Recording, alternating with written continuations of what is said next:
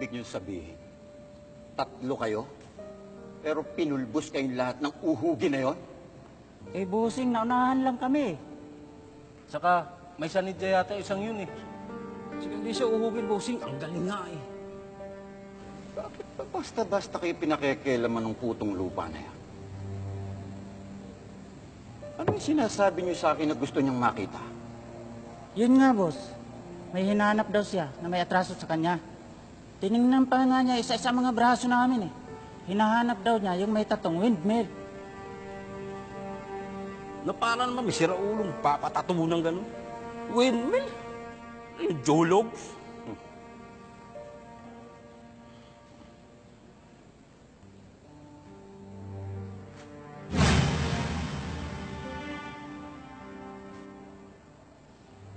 Pero alam nyo,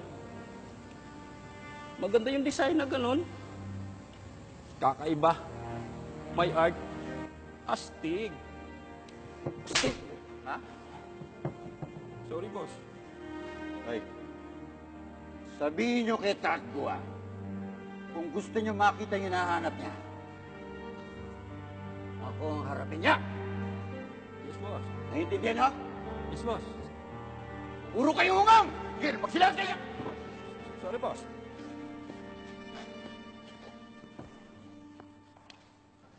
Bebeto na. Uy, Salamat. sa wakas, home sweet home. Oy! Takbo! Dito ka na pala.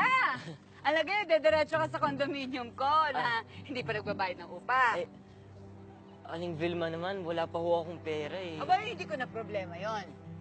Ang baba-baba na nga lang ng paupa ko eh. 50 pesos? Wala nga 50. Di ba? Ay, wala ka tulog. Tulog ka. Grabe naman ho kayo. Hindi ka ba naaawa sa akin? Hindi. Wala nga akong makain buong maghapon. Oo, tulog ko. Tapos, wala pang matulugan. Ano? Ikaw, ha? Hmm? Alam mo ko, hindi ko lang alam, Takbo, yung pinagdaanan yun ng nanay mo. At kung hindi rin ako isang ina, hindi kita pagbibigyan. Eh, matulog ka na nga. Sige na. Thank you, Aling Vilma. Hulog ka ng langit para kang anghel. O sige na, tama ng bola at baka hulugin kita. Matulog Sige, ka na. thank you. Ay, Takbo, sandali lang. May dumating pala kanina, hinahanap ka. Ang sabi niya, sabihin ko daw sa'yo, kung gusto mo daw malaman kung nasaan yung lalaki na may tato na windmill, eh magpunta ka daw sa Bodega 46. Ayun. Sige na, tulog ka na.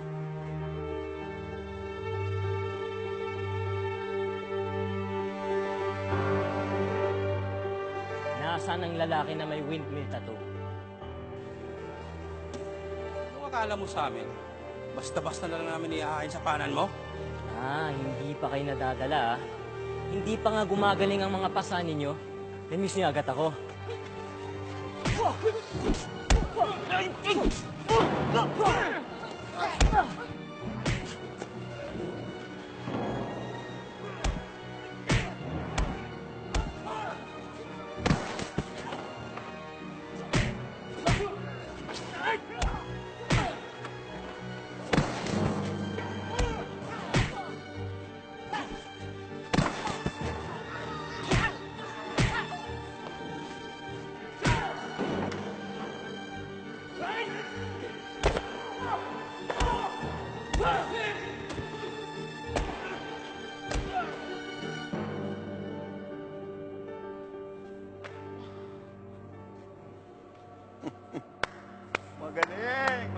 Magaling na bata. Pero uubra ka kaya sa akin? Dali ah.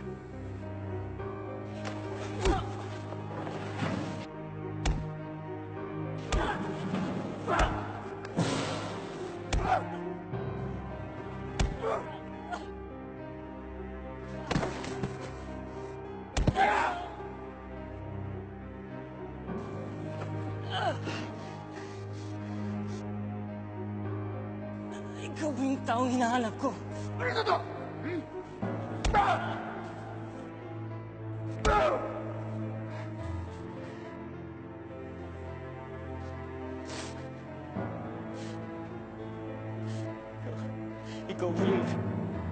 hinahanap ko. Sabihin mo sa akin. Ikaw ba yun? Ha?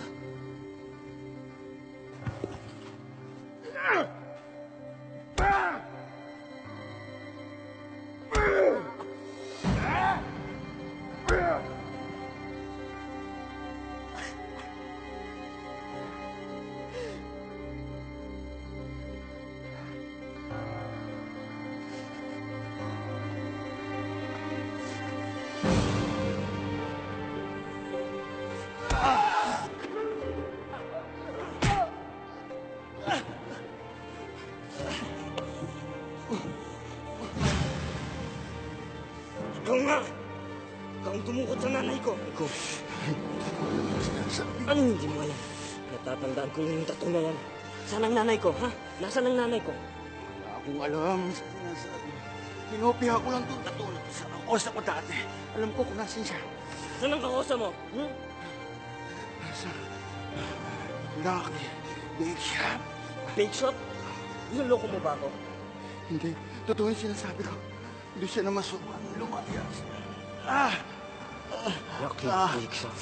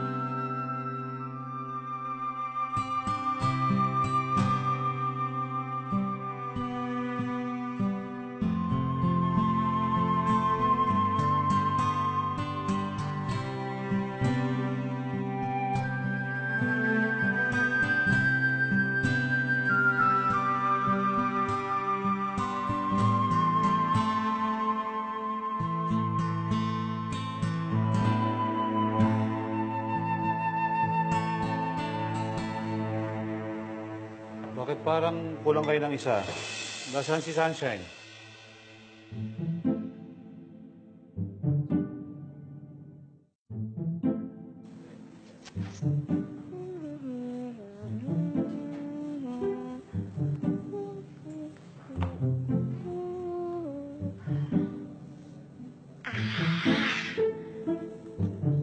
Finally, matitikman ko na din kayo.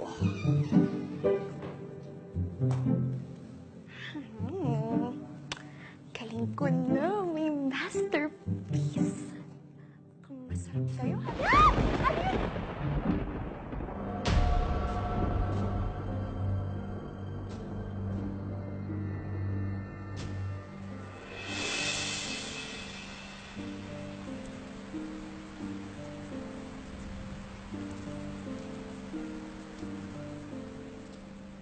Mula nang pumayag akong magtrabaho ka dito sa bakery, anong kabilin-bilinan ko? Huwag mag-aksaya ng ingredients at malulugi ang bakery at mamamatay tayong lahat sa gutom. Pero hindi ko naman inaaksaya. Ano pa? Mag-focus sa inutos na gawain, huwag mag-experiment. Pero hindi naman ako nag-experiment eh. Ano pa? At huwag na huwag kakainin ang sariling gawa. Eh di wow! Eh di kayo yung pinapagalitan eh. Ikaw, Nando, umiral na naman yung pagiging morbid mo. Nag-bake lang naman ako ng mga cupcakes ha. Ano, mamamatay tayo agad sa gutom? At ikaw, Bimbo, hindi ba nauubos yung mga harina natin kakagawa mo ng cookies para dyan sa nililigawan mo? Ha? Isa ka pa, Tiny. Ikaw pa talaga magsasalita sa akin tungkol sa pagkain ng mga tinapay? Tama ano na. kayo? Ikaw naman ang may kasalanan dito ah. Inutusan kitang magsanay gumawa ng tinapay. Anong ginawa mo? Inubos mo ang oras sa paggawa ng cupcake. Pero tayo, ito talaga yung gusto kong gawin eh. Masyadong matigas ang ulo. Akin na nga yan! Akin na yan! Akin na!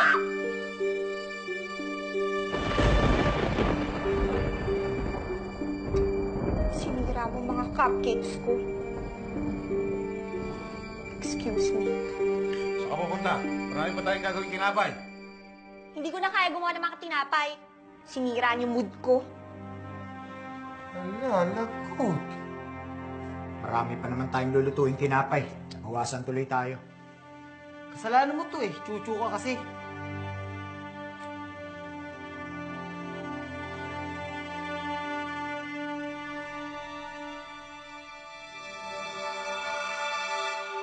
Bakit kasi ayaw nila makinig sa akin eh? Sinabing pagbe-bake ng cupcakes at saka pastries yung gusto kong aralin eh. Ayoko na. Ay, ako. Lalayas na ako.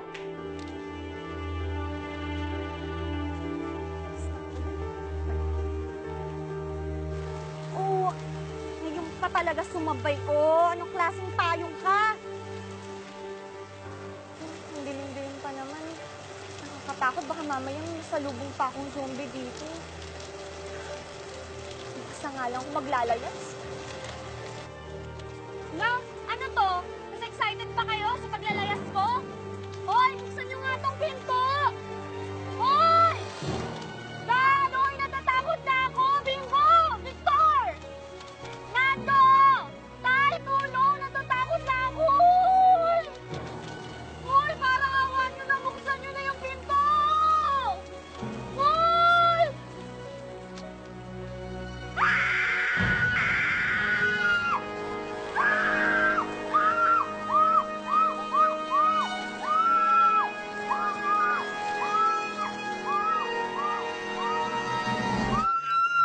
Bakit? Ano nangyari dito? Sino to? Boyfriend mo? Hindi ko boyfriend! Wala akong boyfriend! Eh, sino bang taong yan? Hindi ko rin alam, Tay. Bigla na lang sumalpot dito eh! Eh, busing. Wala naman eh, pero buhay pa eh. Hindi natin siya pwedeng iwan dito. Victor, tulungan mo ako. Pasok natin sa loob. Teka, busing. Hindi naman natin kilala to eh. Kahit sino pa siya, kinakailangan niya ng tulong. At ang bakery ito, hindi tumatalikod sa sino mang nangangailangan ng tulong. Dapat alam niyong lahat yan. Eh, baka may gawing masama sa atin yan. Subukan niya lang. Victor, tulungan mo ako. Pasok natin. Si, pasok kayo sa loob. Oo. Okay. Sarado mo na yan. Mr. Ko, the deliveries arrived yesterday. 2 weeks delayed. Let's stick to the calendar para hindi tayo magka-problema. I have to call you later. Aboji. Nasa opisina tayo. Dapat Mr. President ang tawag mo sa akin. Sorry po, Mr. President. Nakarating sa akin ang tagal ka daw ng mga bisita sa listahan. Yes, Mr. President, kasi I wanted to streamline the guest list. Pagdalan mo ng mga invitation yung mga inalis mo sa listahan. Matagal na natin silang kasama sa negosyo. Pero abot, Mr. President, they are the most unreliable suppliers and partners. The factories are not doing well. At sa estado Pinutusan natin... kita mag-organize ng party. Hindi para patakbuhin ang negosyong pinatatakbo ko na. Ang ayoko sa lahat, yung pinangungunahan ako. Gusto ko lang naman makatulong. Bakit hindi niyo ako kaya pagkatiwalaan magdesisyon? Pinagkatiwalaan kita magpadala ng mga imbitasyon sa mga bisitang ibiniling ko sa'yo. Huwag mong sayangin ang tiwanan niyo. At yung isang special invitation na pinagawa ko sa'yo. Natapos mo ba? Yes po, Mr. President. I want that special invitation on my desk. Yes po. Ako mismo mag-aabot nung kay Master. Yes po, Mr. President.